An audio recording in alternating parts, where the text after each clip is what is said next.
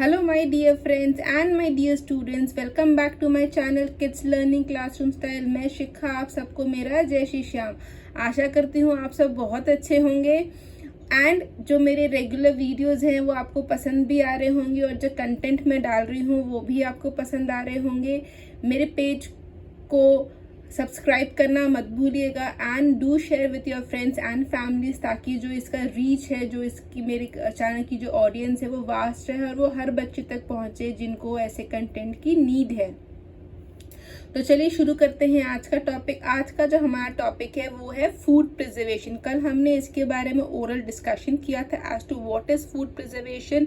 सो जैसा कल हमने डिस्कस किया था कि जो खाना the food that we cook on a daily basis, if that food is left outside where the temperature is high and it's too much humidity, जो उनमें माइक्रोब्स हैं वो डेवलप हो जाते हैं, ड्यू टू विच जो वो खाना होता है वो स्पॉइल हो जाता है।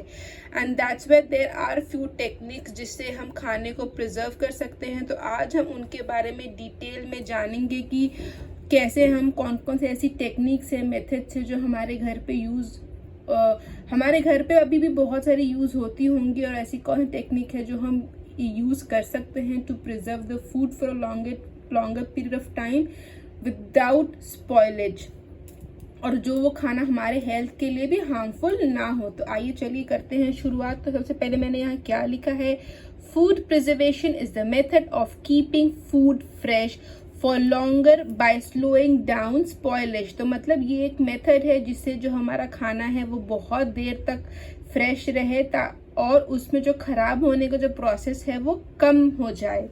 और क्यों ज़रूरी है, why is food preservation important, because कोई भी अगर टॉपिक हम पढ़ते हैं my dear student, there has to be something कि ऐसा ये चीज़ हमें क्यों करनी है। लाइक एग्जाम्पल यस्टरडे हमने पढ़ा था टॉपिक अवॉइड फूड वेस्टेज। तो सबसे पहला सवाल हमारे मन में यही आता है कि क्यों हमें वो चीज़ करनी चाहिए करके। सो सिमिलरली तो हमें क्यों फूड प्रिजर्वेशन करना चाहिए, why is it important. So because high temperature and high humidity lead to growth of microbes such as bacteria, yeast and moulds on food leading to food spoilage. तो जैसे मैंने आपको बताया कि जो भी बाहर में बहुत गर्मी रहती है, ह्यूमिडिटी रहती है, उसकी वजह से जो खाने में है वो माइक्रोब्स डेवलप हो जाते हैं और वो खाने को खराब कर देते हैं।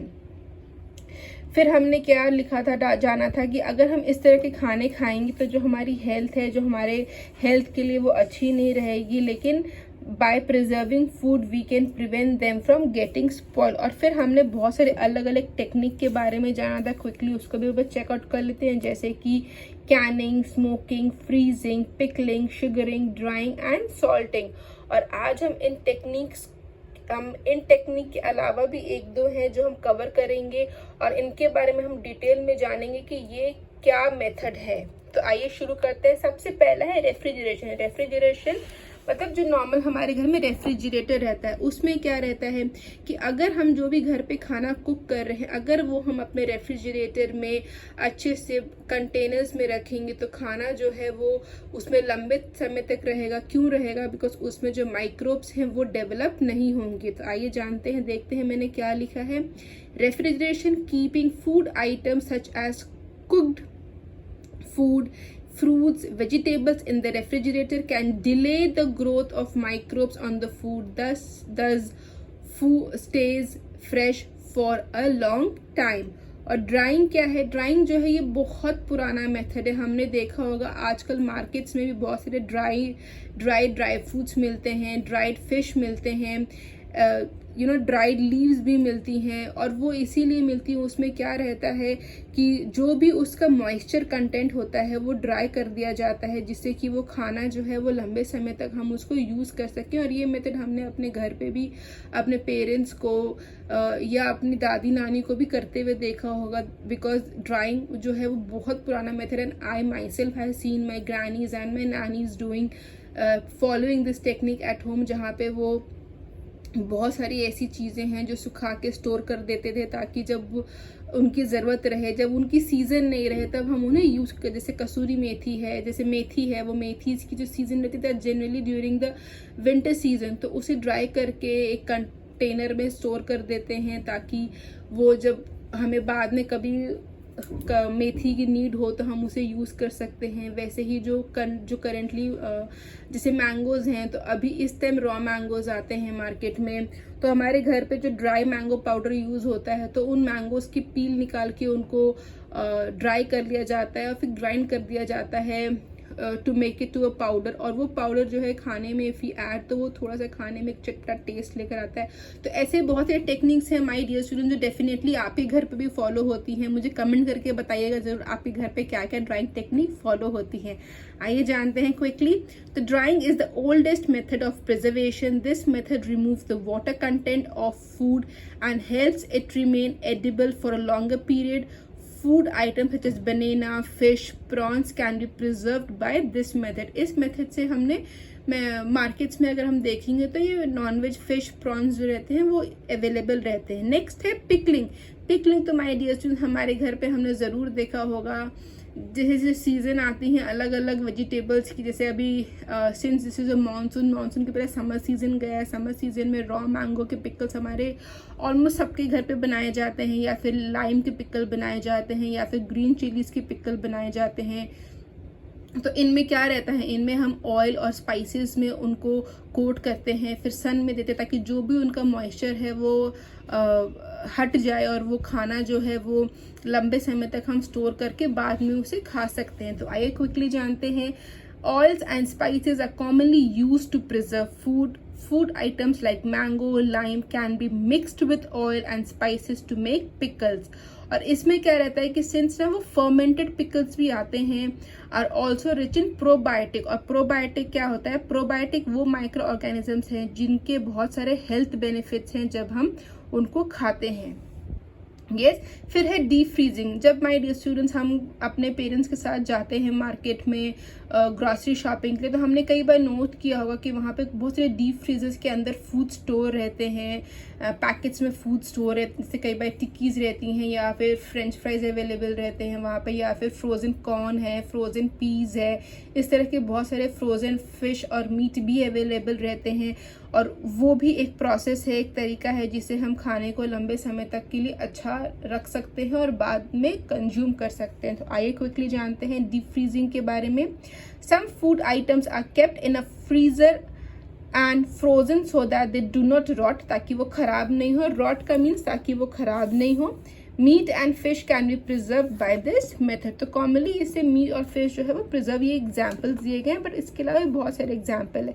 Then comes to canning and bottling. Canning और बॉटलिंग में क्या होता है कि इसमें जो खाने जो भी again these are basically done, ये सारी चीज़ें हम प्रिजर्वेशन क्यों करते हैं, बिकॉज सिंस वी नो कि हर एक सीजन में एक पर्टिकुलर फूड आइटम्स मिलते हैं, एक पर्टिकुलर फ्रूट्स या वेजिटेबल्स मिलते हैं करके. But since currently there is so much variety, you know, हम अलग अलग खाना हर सीज़न में बनाते हैं. We don't stick to a particular season कि ये सीज़न पे ही हम वो खाना बनाएंगे. तो उसके लिए जो भी चीज़ें हमें चाहिए होती हैं वो all the round season available हो. तो इसकी वजह से जो प्रिजर्वेशन है वो हमें बहुत हेल्प करता है. तो कैनिंग और बॉटलिंग में क्या रहता है कि जो भी इसमें खाना रहता है वो एक जार में या फिर एक बॉटल में स्टोर किया जाता है, फिर उसको उस टेम्परेचर पे हीट किया जाता है ताकि जो उसके माइक्रो ऑर्गेनिजम्स हैं वो मर जाएं और वो खाना लंबे समय तक हम स्टोर कर सकते हैं. तो ऐसे कौन कौन से आइटम्स हैं जो हमें इस प्रोसेस इस मेथड में अवेलेबल है. जैसे सॉसेज रहते हैं, अगर हम देखेंगे तो कैन में जैम्स भी आते हैं, जेलीज भी आते हैं. तो बहुत सारे ऐसे कैन में प्रोसेसेस, कैन में मार्केट में फूड आइटम्स अवेलेबल हैं. जैसे you know there are beans also, जो कुक बीन्स भी रहते हैं वो मार्केट में अवेलेबल रहते हैं. बहुत सारे तरह के सॉसेज रहते हैं, मेयोनीज रहते हैं. तो ये सारी चीज़ें जो हैं वो कैनिंग एंड बॉटलिंग में आती है. तो इसमें क्या लिखा है मैंने, in this method foods are placed in jars और cans and heated properly to a specified temperature to preserve many different foods. Heat destroys microorganisms and inactivates enzymes to preserve the safety and quality of food. Example, sauces, pineapple और cherries etc. तो market में जो tins available है उनमें pineapple भी रहते हैं stored cans में, और चेरीज भी रहते हैं जो जब सीजन अवेलेबल नहीं है तब हम उन्हें यूज़ भी कर सकते हैं. इसके नेक्स्ट है स्मोकिंग मेथड. स्मोकिंग मेथड में क्या रहता है कि जो खाना है वो जो धुआं जब भी हम कुछ बर्न करते हैं जो उसकी स्मोक आती है उस स्मोक में उस खाने को एक्सपोज किया जाता है ताकि जो उसमें माइक्रो ऑर्गेनिजम्स है वो मर जाएं और हम उस खाने को लंबे समय तक यूज़ कर सकें। तो आइए जानते हैं क्विकली क्या मैंने लिखा है इसके बारे में। Smoking it's a traditional food preservation, और स्मोकिंग आज के टाइम पे यूज़ नहीं की जाती है माय डियर स्टूडेंट्स। ये बेसिकली अर्ली ह्यूमंस जब अर्ली ह्यूमंस रहते थे तब के टाइम की ये टेक्निक है। तो this it's a traditional food preservation that involves exposing food to smoke from burning और smouldering wood. The smoke contains chemical that inhibit मतलब स्टॉप करते हैं, रोकते हैं bacterial growth and reduces moisture content. और इसके बाद क्या है सॉल्टिंग में क्या रहता है कि खाने पे जो है वो हम सॉल्ट लगा देते हैं कि जो भी उसका मॉइस्चर कंटेंट है वो हट जाए, जिससे खाना खराब नहीं हो। बिकॉज जो खाना है वो खराब तभी होता है जब उसमें मॉइस्चर कंटेंट रहता है। अगर हम कोई भी टेक्निक से उस खाने का मॉइस्चर कंटेंट को हटा सकते हैं या कम कर सकते हैं तो जो खाना है वो हम लंबे समय तक प्रिजर्व कर सकते हैं। तो salting it involves using salt to draw out moisture from food, thus stopping the growth of microorganism that cause spoilage. और लास्ट क्या है शुगरिंग में क्या होता है हमारे डियर स्टूडेंट्स की जो शुगर है उसका सिरप बनाया जाता है और उसमें जो खाने को है वो प्रिजर्व किया जाता है ताकि वही है माइक्रो ऑर्गेनिजम्स उसमें ग्रो नहीं करे, उनका ग्रोथ रुक जाए और जो वो खाना है उसकी शेल्फ लाइफ लंबी रहे। जैसे जैम है, कैंडिड फ्रूट्स है, मुरब्बाज में क्या होता है माय डियर स्टूडेंट्स, जैसे एक बहुत थिक शुगर सिरप बनाया जाता है, उसमें कई बार आप अगर देखेंगे तो there are many different kind of murabba, जैसे आंवला रहता है या बहुत जगह पपाया का भी मिलता है या बहुत जगह एप्पल का मुरब्बा भी मिलता है। तो इनको हम एक बहुत थिक शुगर में कुक करते हैं और उसको स्टोर करते हैं और वो बहुत लंबे समय तक खराब नहीं होते हैं। And my dear students, here we end our topic human body food we eat. अगर आपको माय डियर स्टूडेंट्स इसके क्वेश्चन आंसर्स चाहिए हों, जो शॉर्ट आंसर्स हैं या फिल इन द ब्लैंक्स या कुछ भी आपको अगर इन क्वेश्चन आंसर्स की भी हेल्प चाहिए, you can comment me on my video या फिर you can reach out to me through my Facebook page kids learning classroom style and I will be more than happy to help you. और जैसे मैंने अपने पहले भी कई videos में बताया है कि if anybody wants to take tuitions from me, I am available for tuitions. उसके लिए I have told that currently I am based out in Gandhinagar Gujarat. If anybody wants to take tuition they can contact me through my page, Facebook page kids learning classroom style. तो quickly my dear students अभी हम क्या करेंगे, currently we'll do a short summary. हम summary basis पे पूरा chapter cover कर लेंगे ताकि हमें भी अच्छा रहे और एक इजी क्विक रिवीजन हो जाए। बहुत अलग तरीके से आज हम इसका रिवीजन करेंगे, ये तरीका मैंने पहले अभी तक अपने इस पे नहीं अपनाया है करके। चलिए क्विकली शुरू करते हैं। तो सबसे पहले हमने क्या पढ़ा था हमारे डियर्स, तो सबसे पहले हमने जाना था कि न्यूट्रिएंट्स और न्यूट्रिशन क्या होते हैं हमारे खाने में। तो न्यूट्रिएंट्स होते हैं जो बेसिकली इंग्रेडिएंट्स होते हैं जो हम खाने में यूज़ करते हैं, और न्यूट्रिशन मीन्स जो उसका एक पूरा एंटायर प्रोसेस है कुकिंग का, फिर हमारी बॉडी में एब्जॉर्प्शन का, फिर हमारी बॉडी यूटिलाइज करती है और क्यों करती है, ताकि ओवरऑल ग्रोथ एंड डेवलपमेंट बने करके। और इसीलिए हमने क्या लिखा था कि nutrients are the ingredients while nutrition is the recipe and the cooking process. इसके बाद हमने क्या जाना है, देन वी हैव स्टडीड कि जो मेन न्यूट्रिएंट्स हमारे खाने में रहते हैं they are carbohydrates, fats, proteins and vitamins and minerals, ये मेन रहते हैं। बट इसके अलावा हमारे खाने में रफेज एंड वाटर भी रहते हैं। Then we studied about carbohydrates. Carbohydrate जो है वो हमारी बॉडी को इंस्टेंट एनर्जी देता है एंड इसीलिए हम इसे एनर्जी गिविंग फूड कहते हैं। यहाँ मैंने पिक्चर भी लगाई है the food items which are enrich with carbohydrates, और कुछ एग्जाम्पल्स भी मैंने लिखे हैं। So white rice, brown rice, buckwheat, poha, potatoes, oats, bananas and berries. इसके बाद जो हमें नेक्स्ट चीज़ पढ़ी दैट वाज अबाउट फैट्स। तो फैट्स क्या है, फैट्स है वो हमें ज़्यादा एनर्जी देते हैं कार्बोहाइड्रेट से, but it takes more time to digest. और इसीलिए हम फैट्स को भी एनर्जी गिविंग फूड कहते हैं. These are the food items which are enrich with fats. और कुछ एग्जाम्पल जो मैंने लिख रखे हैं वो भी मैं आपको दिखा दिया. Nuts, mix seeds, eggs, fish, chia seeds, coconut oil, ghee, avocado, butter. Then we have studied about proteins. Proteins क्या होते हैं? They act as a building block for muscles, bones and skin.